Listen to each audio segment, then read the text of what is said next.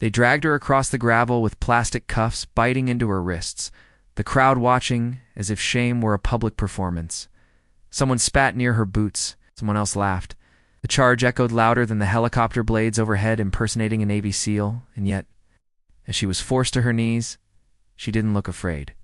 She looked tired. Before I tell you what happened next, tell me in the comments where you're re-watching from. I love knowing who's listening. Her name was Mara Keene. To the officers surrounding her, she was a fraud in stolen fatigues, a woman who had crossed an invisible line men had died defending. To the crowd gathered near the training compound gates, she was an insult. The base was quiet in that dangerous way, where even the wind seemed to hold its breath. Dust floated in shafts of sunlight, settling on her shoulders like ash. Mara replayed the last 10 minutes in her head. The sirens, the shouted orders, the disbelief when she'd been tackled from behind. She had known this could happen. She'd known wearing that patch would bring consequences. She'd worn it anyway, because sometimes the truth needed bait. They stood her up roughly, pushing her toward the concrete apron where a group of active operators had just returned from drills. Their eyes scanned her with open hostility. One of them shook his head slowly, as if mourning something. Another whispered, "Disgusting." Mara swallowed. Her hands trembled, not from fear, but from memory. Salt water in her lungs, screams overcomes. It's blood blooming in dark water. The arresting officer launched into a loud explanation, his voice sharp with righteousness. She was found inside restricted training zones, moving with classified formations, wearing unauthorized insignia. Claims prior service. No records. Clear case. Mara opened her mouth, then closed it. She had learned long ago that words often made things worse. A senior sergeant stepped forward from the group, his face weathered, eyes tired in a way only years of command could carve. He studied her quietly. Too quietly. His gaze lingered on her boots first, then her posture, then the way she shifted her weight without looking down. "Have her demonstrate," someone muttered. Laughter rippled. The officer smirked. "You want a show? Fine. Let her embarrass herself." They cut her cuffs just enough for movement. The sergeant nodded once. Room clearing drill. No weapons. Mara hesitated. This was the line. Once she crossed it, there would be no retreat. The crowd leaned in, breathless now, curiosity overpowering anger. She closed her eyes for half a second. When she opened them, something in her expression hardened into focus. She moved, not fast, not flashy, precise. Her hand swept corners that weren't there.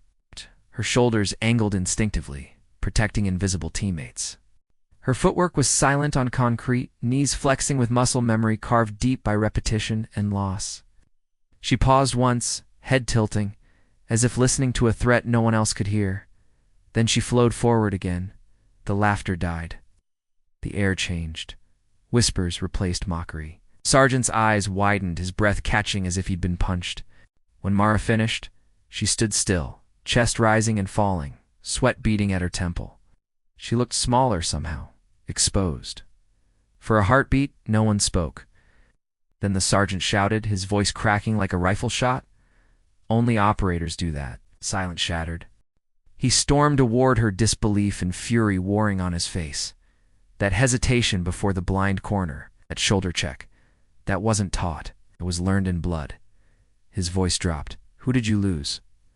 Mara's eyes burned. "My team," she whispered, "and my name." Officially, the truth spilled out in fragments. Classified unit. A mission erased.